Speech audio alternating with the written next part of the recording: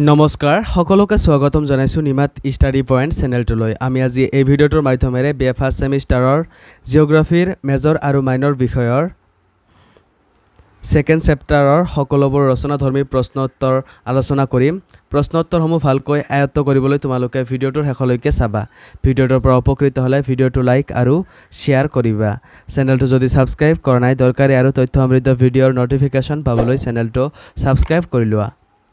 মৰমৰ ছাত্ৰ-ছাত্ৰীসকল তোমালোকে যদি ফাৰ্ষ্ট সেমিষ্টাৰ জিঅ'গ্ৰাফিৰ সকলোবোৰ চেপ্টাৰৰ প্ৰশ্ন উত্তৰৰ ভিডিঅ'বোৰ চাব বিচাৰা তেন্তে এইটো ভিডিঅ'ৰ ডেসক্ৰিপশ্যনত সকলোবোৰ ভিডিঅ'ৰ লিংক দিয়া আছে তোমালোকে চাই ল'বা সো বলা তেন্তে বেছি পলম নকৰি প্ৰশ্ন উত্তৰসমূহ আলোচনা কৰোঁ ৰচনাধৰ্মী প্ৰশ্ন উত্তৰ কোৱেশ্চন নম্বৰ 1 ভূ আকৃতি তপ্ত বুলিলে কি বুজা আলোচনা কৰা উত্তৰটো দিয়া আছে তোমালোকে চাই লোৱা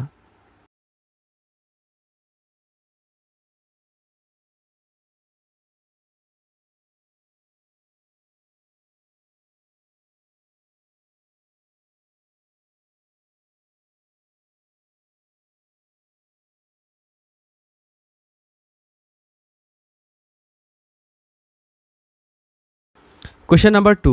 ভূ আকৃতি তপ্ত অধ্যয়নৰ পৰিসৰ আৰু গুৰুত্ব আলোচনা কৰা উত্তৰটো তোমালোকে চাই লোৱা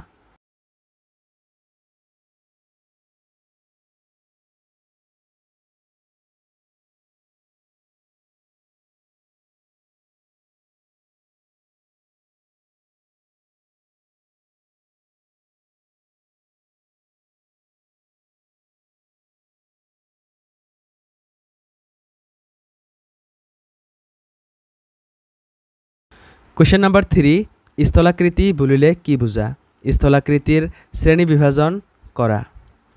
উত্তৰটো তোমালোকে চাই লোৱা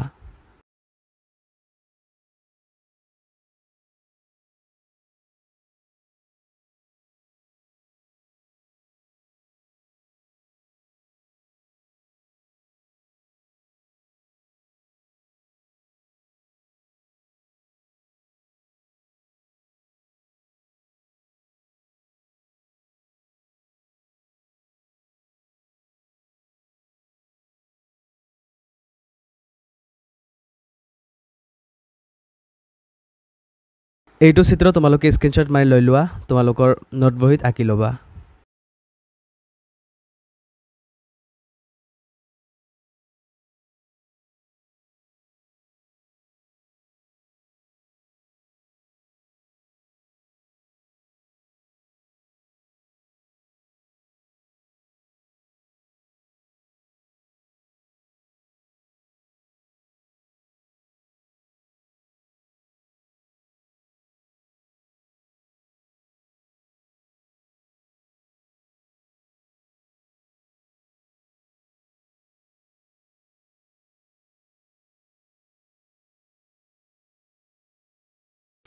Question number 4 স্থলাকৃতিৰ কোনটো ক্ৰমত সমভূমি মালভূমি আৰু পৰ্বত পোৱা যায় এই তিনিটা স্থলাকৃতিৰ শ্ৰেণী বিভাগসমূহ উল্লেখ কৰা আৰু দুটাকৈ বহলাই লিখা উত্তৰটো দিয়া আছে তোমালোকে চাই লোৱা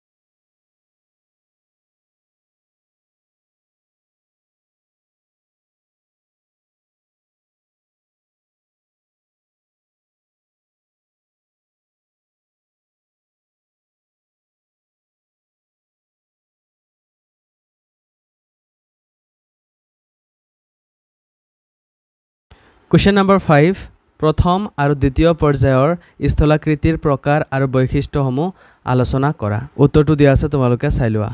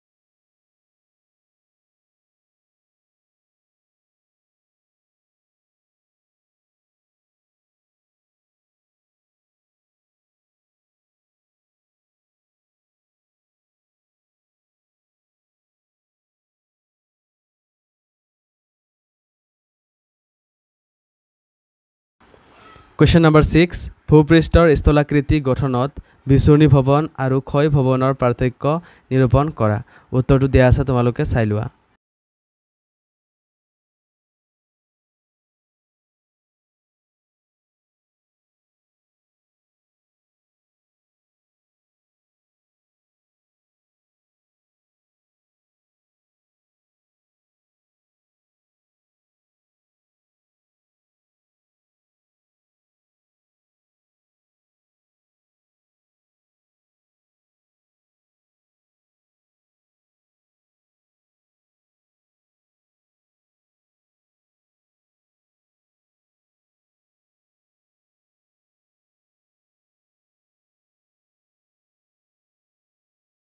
কুৱেশ্যন নম্বৰ 7 অৱক্ষেপণ প্ৰণালীয়ে সৃষ্টি কৰা স্থলাকৃতিসমূহৰ বিষয়ে আলোচনা কৰা উত্তৰটো দিয়া আছে তোমালোকে চাই লোৱা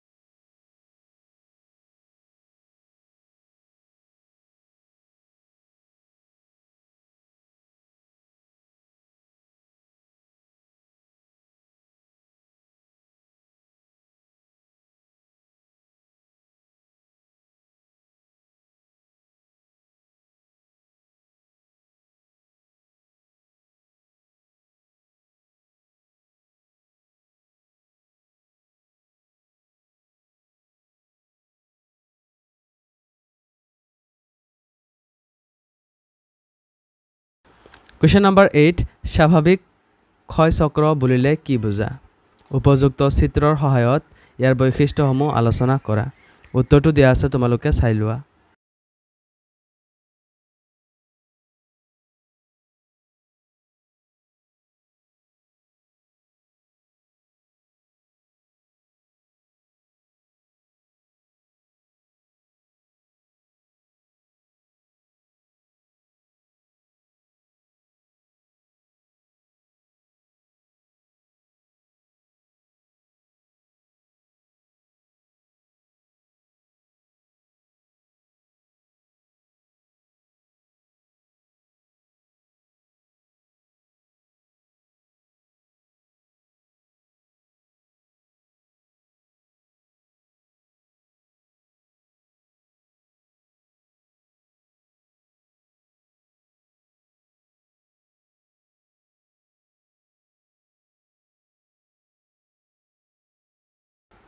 কুৱেশ্যন নম্বৰ 9 বতাহৰ ক্ষয় কাৰ্যৰ বিষয়ে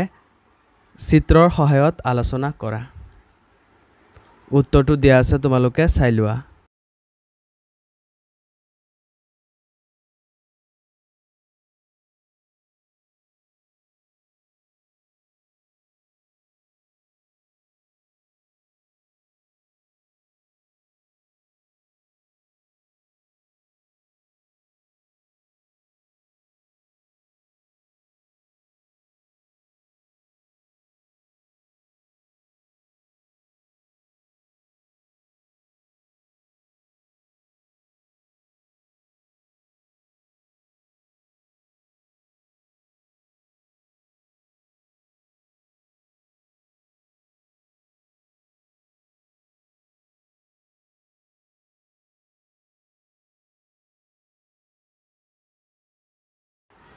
কুৱেশ্যন নম্বৰ 10 জলপ্ৰবাহৰ ক্ষয় কাৰ্যই সৃষ্টি কৰা ভূ অৱয়ৱসমূহৰ বৰ্ণনা দি আলোচনা কৰা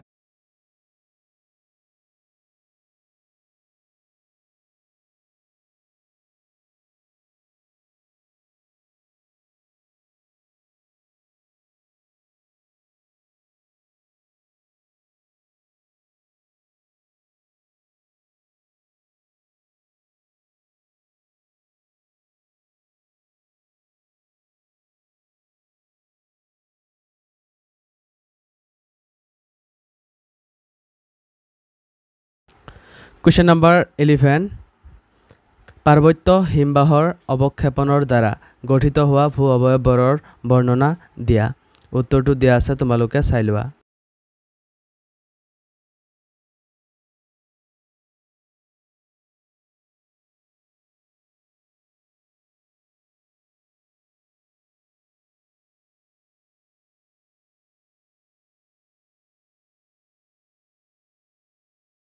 কুৱেশ্যন নম্বৰ 12 মৰু অঞ্চলত সৃষ্টি হোৱা অৱক্ষেপজনিত ভূ অৱয়ৱবোৰৰ এটি বৰ্ণনা দিয়া উত্তৰটো দিয়া আছে তোমালোকে চাই লোৱা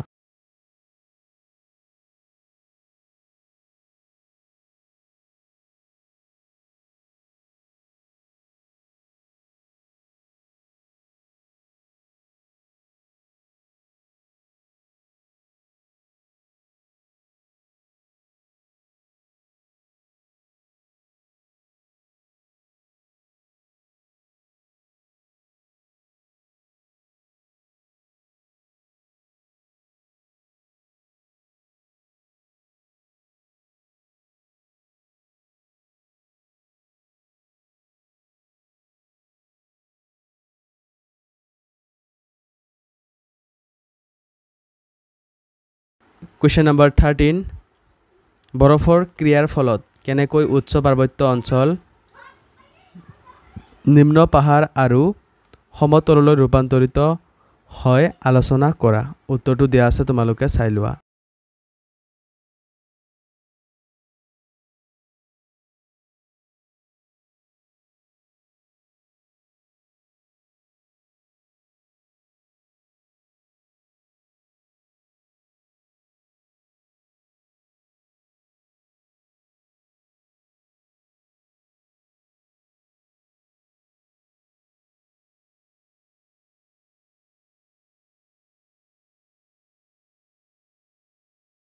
কুৱেশ্যন নম্বৰ 14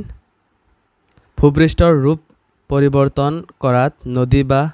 প্ৰবাহমান জলৰ ভূমিকা সম্পৰ্কে বহলাই আলোচনা কৰা উত্তৰটো দিয়া আছে তোমালোকে চাই লোৱা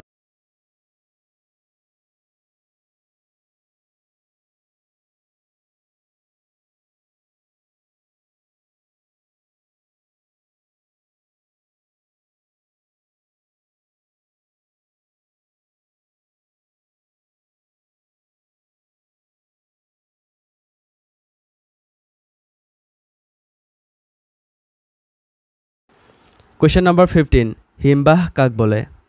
আৰু ই কেই প্ৰকাৰৰ ভূপৃষ্ঠৰ উপৰিভাগত হিমবাহৰ বিভিন্ন কাৰ্য বহলাই আলোচনা কৰা উত্তৰটো দিয়া আছে তোমালোকে চাই লোৱা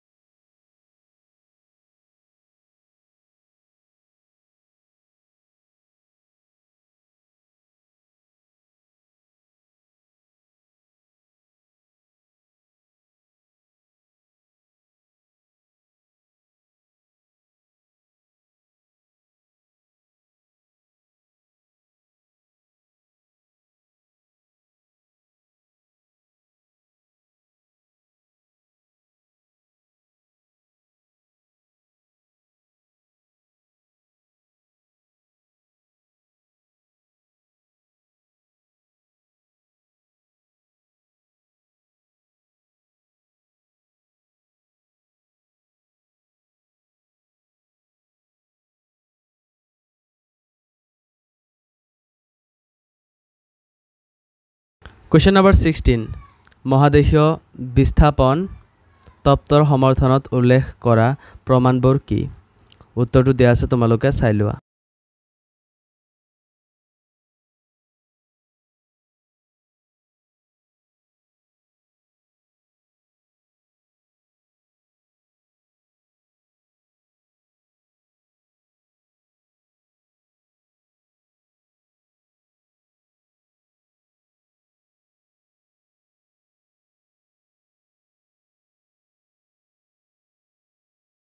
কুৱেশ্যন নম্বৰ 17 মহাদেশীয় বিস্থাপন তত্ত্ব আৰু ফলক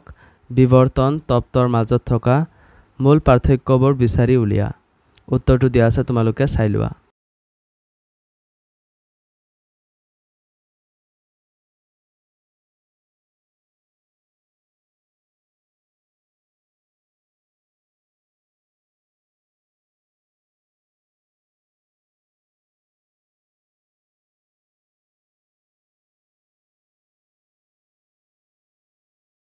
কুৱেশ্যন নম্বৰ 18 মহাদেশীয় বিস্থাপন তত্ত্বৰ পিছত হোৱা প্ৰধান আৱিষ্কাৰবোৰ কি আছিল যিবোৰে বিজ্ঞানীসকলৰ মহাদেশ আৰু মহাসাগৰবোৰ বিতৰণ সম্পৰ্কে অধিক অধ্যয়নৰ যোগেদি নতুন কথা জানিবলৈ নতুন আগ্ৰহৰ জন্ম দিছিল উত্তৰটো দিয়া আছে তোমালোকে চাই লোৱা